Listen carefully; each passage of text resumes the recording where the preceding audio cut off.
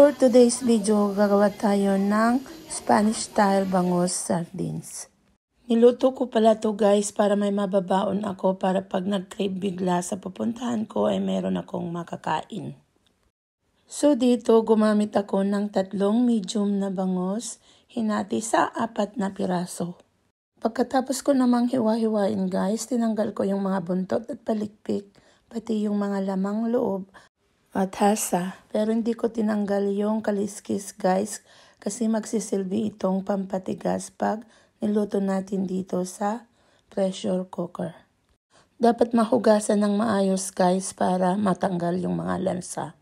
Pagkatapos nating mahugasan, maghanda tayo ng 1 litro ng tubig at 1 cup of salt para ibabad natin dito ng at least 30 minutes para matanggal pa yung mga lansa. Habang nakababad naman guys ang ating mga bangus, ihanda naman natin ang iba nating kakailanganin. Ang mga ibang sangkap na kakailanganin natin ay carrots, sili optional kung gusto mo ng may anghang, bell pepper, bawang, bay leaves, whole peppercorn at yung olives. After 30 minutes guys, hugasan naman natin ulit ang ating mga bangus. Makikita naman natin yung tubig kanina nag-iba na kasi natanggal na yung ibang dugo ng ating mga bangus. Hugasan ulit natin ng mga 3 beses para matanggal naman yung ibang alat. Pagkatapos nating hugasan, i-assemble na natin sa ating pressure cooker. Maglagay muna tayo sa ibaba ng pressure cooker yung mga sangkap na inihanda natin para magsilbing banig ng ating bangus.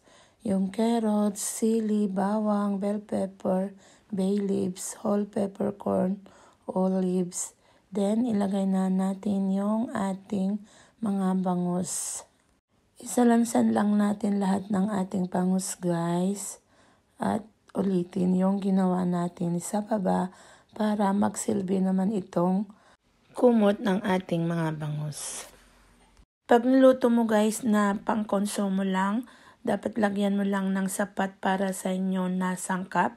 Pero pag ito ay inenegosyo mo naman, dadamihan mo yung mga ibang sangkap para pampadami na rin pag ito ay pinak natin. So dito guys, nailagay na natin lahat ng mga sangkap na kakailanganin natin. Then maglagay na rin tayo dito ng 1 tablespoon of salt, 2 tablespoon of oyster sauce, yung 1 liter of olive oil o kung wala naman any brand of oil basta yung hindi madaling matulog. Then magdagdag rin tayo ng 1 1/2 cup of water. Then sa pagluluto naman guys, lutuin natin sa malakas na apoy. Pero pag nag-whistle na, hihinaan na natin at mag-start na tayong mag-count ng 1 1/2 hour. Pag naluto naman na guys, pag gusto nating buksan, tanggalin muna natin lahat ng mga pressure sa ating pressure cooker. Ang atin lang natin yung whistle bulb. At pag wala nang lumalabas na hangin guys, ay pwede na nating buksan ang ating pressure cooker. Pero huwag pa nating hahanguin ang ating mga isda. Hayaan muna natin itong lumamig para maiwasang madurog. At pag malamig na guys, pwede na nating hanguin.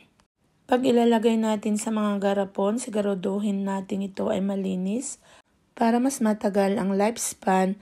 Dito umaabot ng mga 4 to 6 weeks guys. So this is it guys. Masarap ito sa umuusok na kanin. Pwede rin sa mga pasta at pag nagsalad ka, pwede na rin guys. Thank you guys for always watching. Follow for more.